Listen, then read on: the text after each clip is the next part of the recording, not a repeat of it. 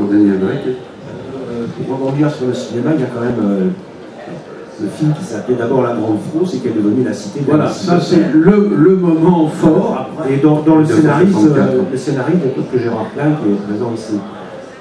Et pour passer dans le visuel, pendant que je vous écoutais, je regardais défiler les couvertures que vous voyez sur l'écran. Bon, il a quand même eu beaucoup de chance dans le choix de ses illustrateurs. Nicolas a fait un travail formidable, mais justement, je trouve que le choix des Foster pour illustrer cette édition rejoint tout à fait ce que disait François Angelier. Foster, on se souvient des bandes dessinées des années 1980, etc., puis c'est exactement ça. Le banal, le plus médiocre, le plus gris, débouche brusquement sur la monstruosité.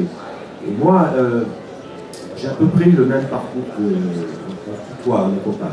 Le parcours que toi, sauf que moi, je me suis un peu détaché de genre, donc là, je redécouvre. C'est pas facile. Donc effectivement, j'avais gardé cette image, tout comme Bob Moran, c'est quelque chose que j'ai vu quand j'étais gamin, je l'avais vu que la surface des choses. Là maintenant, je redécouvre la profondeur. Quelle langue! Effectivement, il y a des mots absolument tombés par terre. Et surtout, ce que j'ai remarqué aussi, puisque bon, au début dans mes lectures, j'ai vu des cours de musique, ce matin même, je vais finir la cité de la Cité, c'est quelqu'un qui savait choisir son rythme, ses effets, en fonction de l'histoire. On a souligné l'oralité du conte de Whisky, et la cité de l'indicible de peur. C'est calme, c'est posé, j'ai presque l'impression qu'il nous raconte son histoire, puis de temps en temps, il s'arrête pour tirer sur sa bouffarde, et il reprend. Donc, il y a un rythme un peu lent-silent, et puis soudain ça se précipite, ça se bouscule, il se passe des choses monstrueuses, et hop, on redevient calme. C'est un maître de la narration. Tout à fait. Oui, je pense que l'univers de genre, je ne crois pas d'Erickson, je crois de la grande majorité de ses contes, ça se situe dans ce que le philosophe Hegel appelait le dimanche de la vie, c'est-à-dire l'idéal bourgeois d'un repas du dimanche interminable et de la promenade digestive après, et c'est le pas de côté, le dérapage durant la promenade qui fait genrer. Pour moi, il y a une très très belle nouvelle de Jean Ray dans Le Carrousel des Maléfices, c'est Tête de Lune, où justement il y a une balade comme ça familiale après un repas interminable, et il y a une petite fille très pâle de peau avec une tête lunaire qui est en apparence semble d'esprit, et le garçon qui la voit qui est mal à l'aise plus tard devient marin, etc. et revoit ce qui semble être la même petite fille, mais c'est pas possible, c'est des années après, et il y a tout, parce qu'il y a toute cette Belgique, il y a le canal, il y a l'écluse, il y a le repas qui vous laisse congestionner à 17h, on finit à peine le dessert, et c'est cette espèce d'angoisse bourgeoise qui fait la beauté de certains contes. Et à côté de ça, il y a tout ce que François évoquait, il y a toute une relecture qui est assez unique quand même de la mythologie, des figures légendaires qui sont propres à lui, qui sont en même temps très belges, et qui fait que c'est une expérience unique dans le fantastique. Et j'ajouterais enfin que, alors là j'aurais peut-être repassé la parole à Mouffier, mais il y a des textes inédits, c'est-à-dire que ce n'est pas simplement une réimpression avec de nouvelles couvertures de Foster, qui sont très bien, mais il y a du matériau inédit, ou en tout cas peu accessible. Oui, revenir un peu aussi sur Tête de Lune, qui est vraiment un des textes marquants et tout à fait emblématique de Jean Ray. Il a tout à fait raison, puisque donc, le repas revient en fait. Donc le personnage est enfermé, c'est-à-dire qu'il y a toute une vie, ça part d'un repas dominical et il y a toute une vie qui prend l'espace de 3 ou 4 pages et on revient au repas qui ferme la nouvelle. Et c'est en lien avec le Grand Nocturne. C'est tout à fait cette temporalité qui est une temporalité éclatée et puis qui se referme sur elle-même. Sur les textes inédits, oui, mais avec un choix. Avec un choix parce que ça permet de revenir sur le début. Quelqu'un qui écrit 6500 textes peut difficilement, à mon sens, écrire 6500 textes de la même goût. Donc il y a à peu près, on va dire, 500 textes qui sont vraiment, qui reprennent cette mythologie, ou en tout cas cette écriture propre que Jean Ray essaie d'imposer.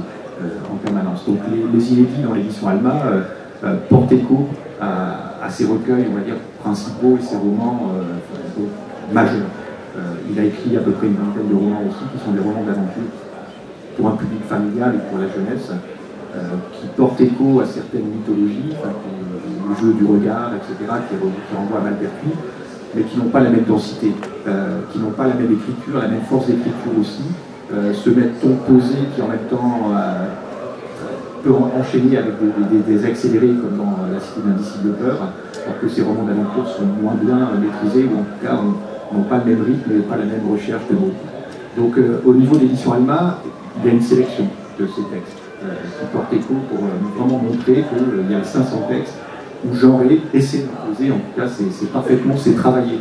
Et là ça permet d'aller à l'encontre de l'idée ou de la légende de dire que c'était un écrivain à l'instinct qui écrivait simplement pour manger et qui ne se relisait jamais. Je pense que ces textes, en tout cas ces textes majeurs, sont terriblement travaillés.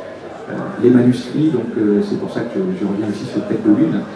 Tête de Lune, il y a un manuscrit, donc j'ai le manuscrit, il y a 4 versions. 4 versions. Donc pour un texte qui fait quand même 5 ou 6 pages, il revient chaque fois, ne serait-ce que la comptine qui est essentielle dans Tête de Lune. La première version, c'est la comptine du Grand Lecture. Donc c'est qu'il impose aussi cet univers qui se renvoie à lui-même, qui se referme. Il y a tout ce jeu avec les personnages encore une fois enfermés. Et ça, c'est véritablement cette recherche de mots aussi, cette recherche de mots rares. Tous les manuscrits le montrent. Il y a ce premier jet aussi, et à chaque fois essayer de montrer un peu comme des perles, ou en tout cas des mots qui sont pris comme des objets. Donc, La Cité d'Indicible Peur, on a fait aussi, quelqu'un s'est amusé à faire un dictionnaire, des mots désuets, des mots obsolètes, ou des mots rares de La Cité d'Indicible Peur. Et je défie quiconque ici de prendre ce dictionnaire et de vous donner certains mots et de donner la définition, c'est absolument impossible. Mais par contre, quand on lit La Cité d'Indicible Peur, tout est compréhensible. Et ça, c'est un équilibre qui est absolument, pour atteindre cet équilibre, c'est vraiment un exercice de style qui est assez prodigieux. Une phrase qui est célèbre, qui revient comme une sorte de battement de cloche dans les contes de Jean Ray, c'est « Cela sentait la rogomme et le remugle de Juson ». Alors la rogomme, déjà bonjour, le remugle, le juson, bon, mais le remugle, mais à chaque fois on va chercher le vocable rare qui est à la fois intriguant, parce que le fait de tomber sur un mot dont le sens est opaque, déjà ça renforce le fantastique. Et en plus de ça, quand il y a une vertu poétique, alors ça devient carrément sorcelant. Cela sentait la rogomme et le remugle de Juson. Quand j'étais gamin, vous imaginez, je sentais le Spirou, la rogomme et le remugle de Juson. Et ça m'excitait. C'est qu'on est excité parce qu'on ne comprend pas. Vieux truc. C'est la musicalité. Mais de toute façon, il y a, on revient aussi sur la problématique des influences qu'a pu subir Jean Ray. Alors, on a souvent parlé de Lovecraft, mais c'est probablement douteux parce que Lovecraft était très peu connu au début de Jean Ray. Donc, je ne vois pas trop comment il aurait eu un contact avec les écrits de Lovecraft. On a parlé évidemment de Poe, bon, pourquoi pas. Selon vous, parce que bon, il n'y a quand même pas de génération spontanée en art, selon vous, quelles seraient les influences principales de Jean Ray qui pourraient permettre de comprendre son style unique, mais quand même qui est issu d'une transformation, d'une digestion d'influence? Peut-être revenir sur le Lovecraft avant pour aussi s'en débarrasser. Oui, faisons ça. J'aurais lu Lovecraft, je crois, en 1955, à l'époque où il est publié par De Noël.